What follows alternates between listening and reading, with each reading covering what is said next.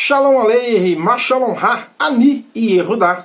Sejam bem-vindos a mais um shiur aqui comigo no canal Torá para a Vida com Yehudá. Bom, pessoal, nesse shiur de hoje, nesse estudo, nós vamos falar um pouco sobre o profeta Elias, né? Para quem traduz aí os nomes, o profeta Eliarro. Então, vamos falar um pouco sobre Eliarro e vamos pegar alguns pontos interessantes. Não vamos criar nesse vídeo nenhuma doutrina, nem vamos ligar com as contradições que tem no Novo Testamento.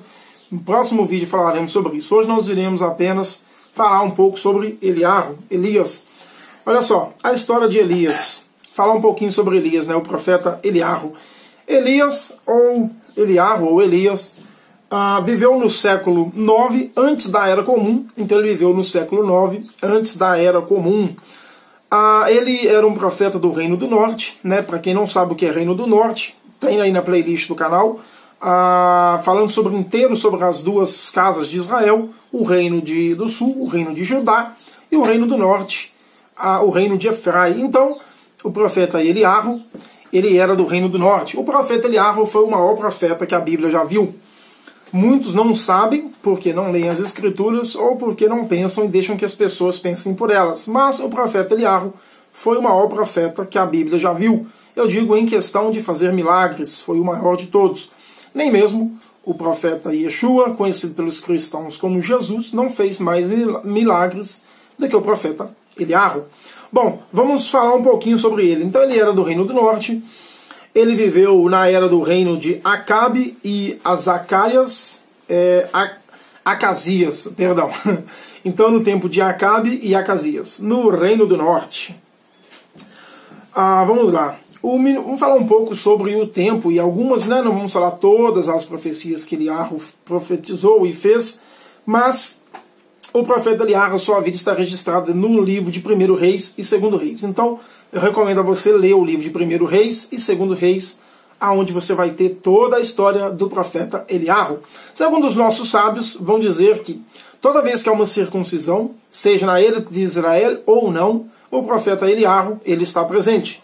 Quando vai fazer uma circuncisão, sempre deixa uma cadeira vazia, que é para o profeta Eliarro. Não vamos entrar em assuntos místicos aqui, mas os nossos sábios dizem que o profeta Eliarro está presente em todas as circuncisões. Então, se você acompanhar uma circuncisão ortodoxa, você irá ver que há uma cadeira vazia na sala. Aquela cadeira é para que se sente nela o profeta Eliarro. Vamos lá. O profeta Eliarro, ele fez... vamos lá. Na época do Reino do Norte, o Reino do Norte ele fez alianças com os reinos os países vizinhos, né, os reinos vizinhos, coisa que o Eterno sempre diz para não fazer. O Reino do Norte chegou a construir um templo para Baal. Então eles fizeram um templo para Baal, e esse templo, o templo de Baal de Tiro e Sidom, ficava em Samaria. Isso está em 1 Reis, tá bom? 1 Reis 16:32. Eu estou com algumas anotações aqui. Então isso está em 1 Reis 16:32. Então naquela época o povo se desviou do Eterno, construindo um templo para o deus Baal, e um deus pagão, é claro. E o trabalho de Elias, a princípio ali, foi converter o povo e trazê-los de volta para Hakadosh Baruch Hu, tirando eles da idolatria. Então o profeta Eliarro, ele tinha o trabalho de trazer o povo de volta para Hakadosh Baruch Hu, tirando eles da idolatria de servir o deus Baal. Vamos lá. O nome Eliarro, eu não vou falar aqui a pronúncia do tetragrama, mas ele tem 3 letras do tetragrama no nome dele, e o nome dele significa que o tetragrama é o nome de Deus. Então ali vai dizer as letras do tetragrama é Deus. Então esse é o que significa o nome Eliarro. O nome dele tem um significado. Vamos falar um pouco sobre os 6 maiores feitos, digamos assim, que Elias fez, mas ele fez muito mais do que isso. Vamos apenas citar vamos citar 6, e depois a gente vai pegar aqui uma passagem aonde muitos não sabem de onde vem, mas antes que Mashiach venha, é preciso que venha Elias. Então, para Mashiach vir, o profeta Eliarro, conhecido pelos cristãos e para que eles traduzem o nome como Elias, antes que Mashiach venha, ele vai vir também. Ele vem antes. Então vamos lá. O primeiro eu vou falar um pouquinho sobre cada um deles, mas o primeiro é quando ele fala sobre a seca. Elias, ele profetiza que durante 3 anos e meio, não tenho certeza do tempo, acredito que é isso, ele diz que não ia chover nada, e não choveu, e teve uma seca terrível. Vou falar um pouquinho melhor sobre cada um deles. O segundo é a luta no Monte Carmelo, onde ele enfrentou os profetas de Baal. O terceiro foi a fuga para Horab. O quarto, o episódio envolvendo Nabote. O quinto, a profecia acerca do rei Acasias. E o 6, a sua ascensão aos céus, né, onde uma carruagem de fogo o levou para o Shammai. Bom, vamos falar um pouquinho sobre agora cada uma delas, e depois a gente vai ver aonde é que diz que naquele grande dia o profeta Elias, o profeta Eliarro, estará presente. Vamos lá. Em 1 Reis 17. Em 1 Reis 17 temos o registro onde o profeta Elias, na ocasião, profetizou e anunciou que haveria uma grande seca. Devemos lembrar sempre que o deus Baal, né, a divindade Baal, ele era um deus da fertilidade, um deus de coisas férteis. Então, logo, se você não tem chuva, não tem nascimento, não planta, as plantas não nascem, nada nasce, então era uma afronta direta ao deus Baal, já que ele é o deus da fertilidade, o deus de todas essas coisas, né? A seca era totalmente contra Baal, então foi um confronto direto à divindade Baal. Então, esse foi um dos motivos da seca. Após essa profecia, Elias, né, Eliarro, ele recebeu recomendações diretas de Hakadosh Baruch Hu para que ele fosse para o Oriente e que ele ficasse lá. Ele ficou na beira do ribeiro, né, e aonde a água ia diretamente para ele, e ele era alimentado com pães. Nas Bíblias comuns, nas Bíblias gregas, vai estar dizendo que corvos o alimentavam. Isso vocês vão encontrar em 1 Reis 17, 2, 6. 1 Reis 17, 2, 6 acontece essa história melhor. Mas acontece que o corvo é um animal impuro segundo a Torá. Aí eu pergunto a você, qual é o sentido? Qual é o sentido do Eterno dizer o que é puro, o que não é impuro, e um animal impuro levar um alimento para um profeta, que é um homem puro? Então, não faz sentido. A palavra corvos, ela é a mesma palavra que fala árabe. Em hebraico é a mesma palavra. O que vai mudar vai ser o sinal massorético. Então a palavra ali, a gente vê que não eram corvos, eram árabes que passavam por ali. Existia comerciantes naquela região. Sempre houve peregrinação de comerciantes. Então a tradução correta ali não era por corvos, era por árabes. Pessoas que passavam por ali, que levavam pão para ele. Depois agora vamos falar a viúva de Sarapleta.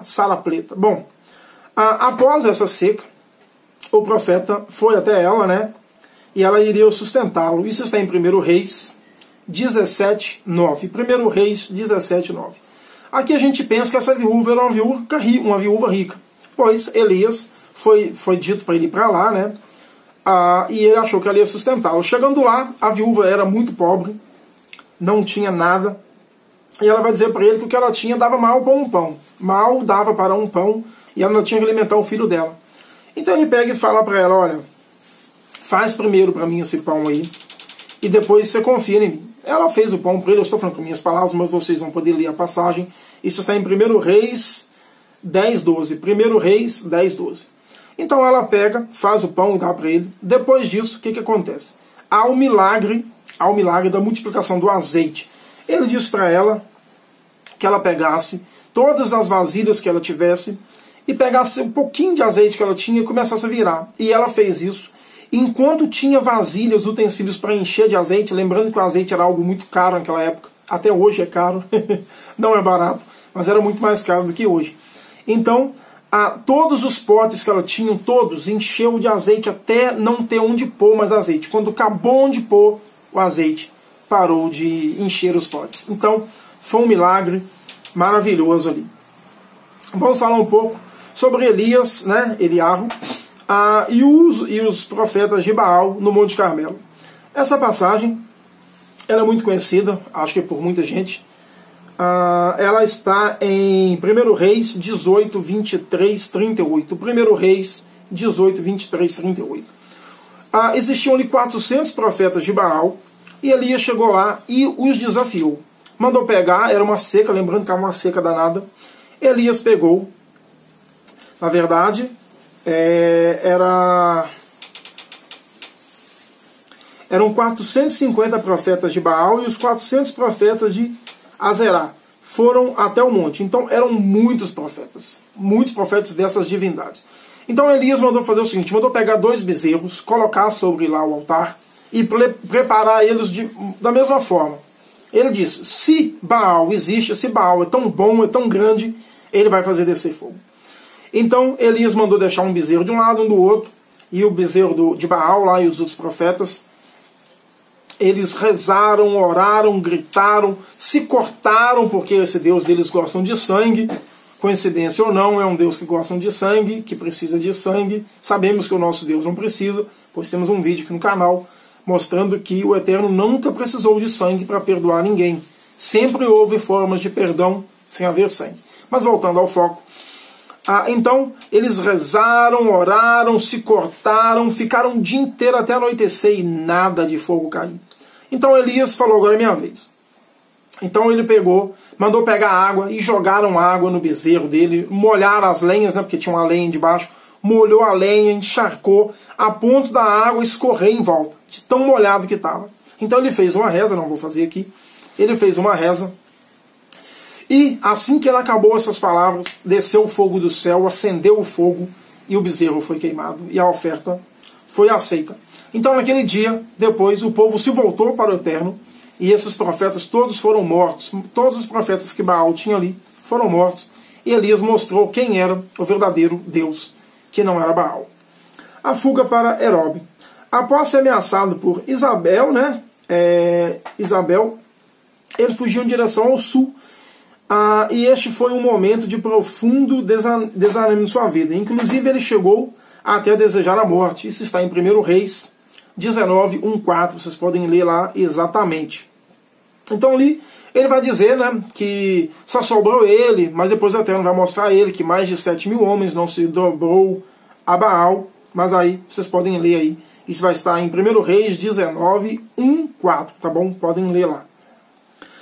No Monte Horab foi o local onde Deus, o Deus da aliança, onde Deus da aliança de Moisés e fizera ser conhecido. Isso indica que a volta de um profeta, no caso ali foi aonde o Eterno fez a promessa com Moshe Rabbeinu, o maior de todos.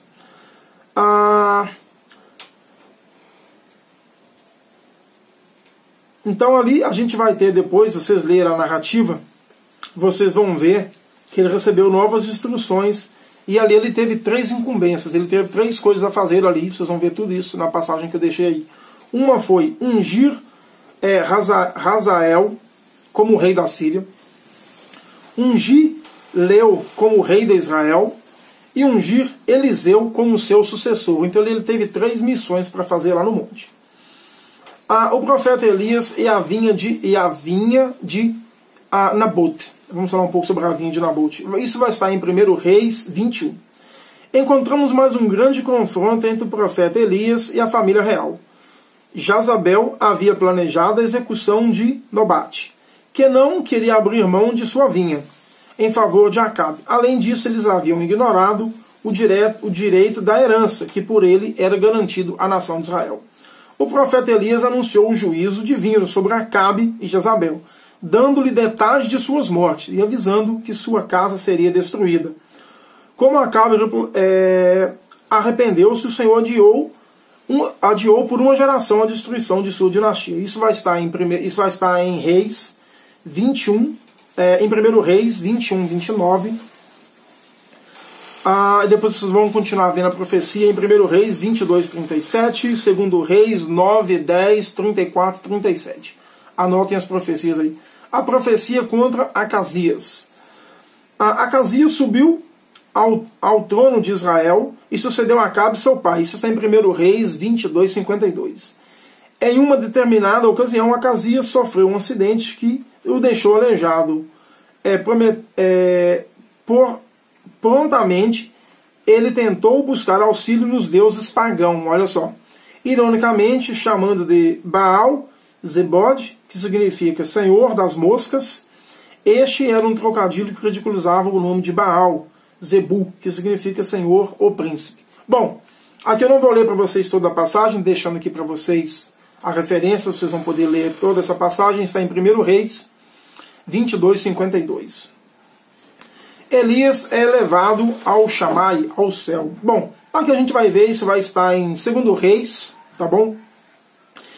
Eliseu e alguns outros profetas perceberam que o ministério do profeta Elias estava chegando ao seu fim, o que os deixaria por algumas vezes. Elias tentou se distanciar de Eliseu, instituindo e acompanhado. Então vocês vão poder ver tudo isso aí.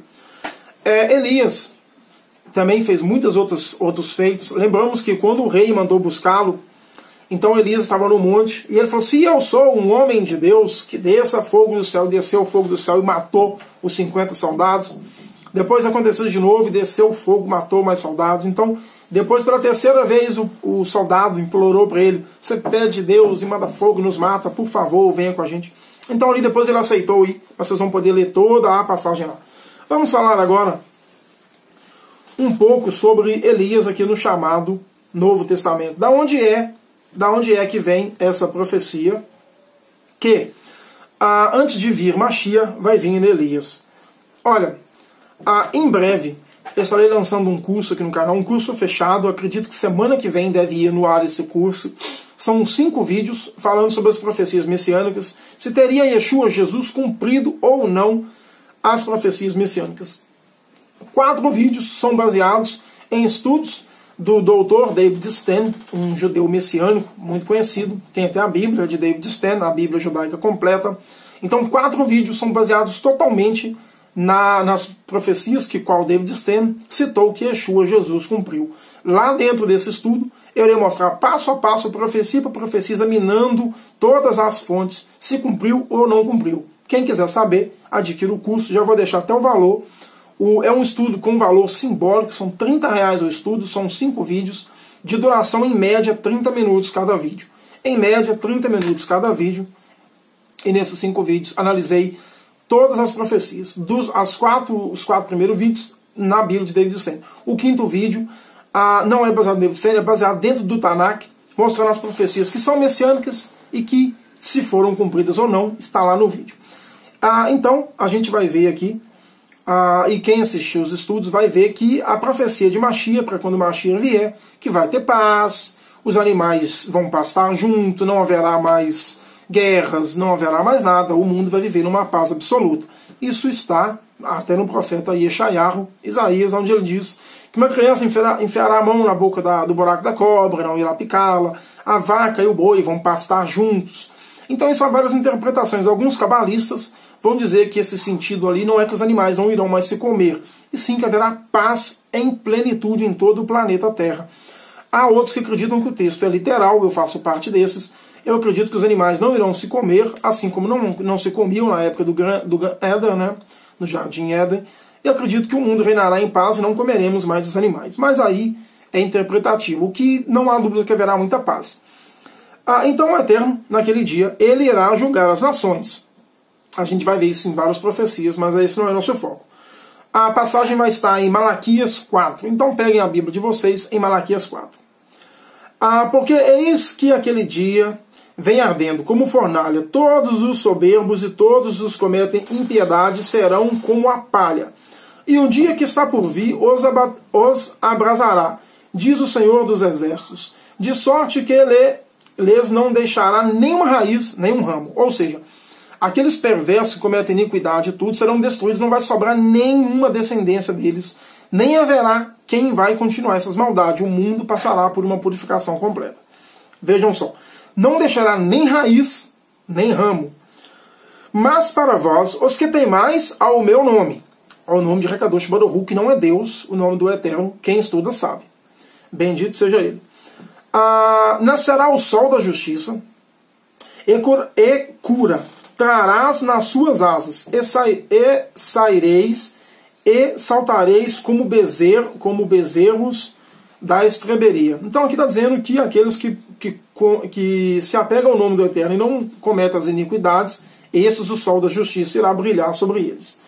Mas para vós, olha uma advertência, mas para vós, os que... Não, mentira, errei o versículo 3. Pisarei os ímpios, porque se farão cinzas debaixo das plantas dos vossos pés. Naquele dia que estou preparando, diz o Senhor dos Exércitos. Olha só, para quem diz que a Torá não existe mais, porque a Torá acabou, que agora é só graça, levanta a mão e aí acabou, ou que não precisa mais fazer circuncisão, porque Jesus e Yeshua já fez por você, que não tem mais pecado, que o Cordeiro tirou o pecado do mundo. Olha só, vamos ver se a Torá acabou mesmo.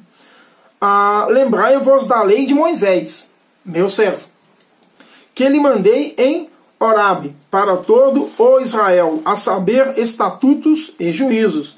Eis que vós enviareis o profeta Elias. Olha só, enviarei o profeta Elias, antes que venha o grande e temível dia do Senhor. Ele converterá o coração dos pais e o coração dos filhos, e os seus pais, para que não venham a ferir a terra com maldição.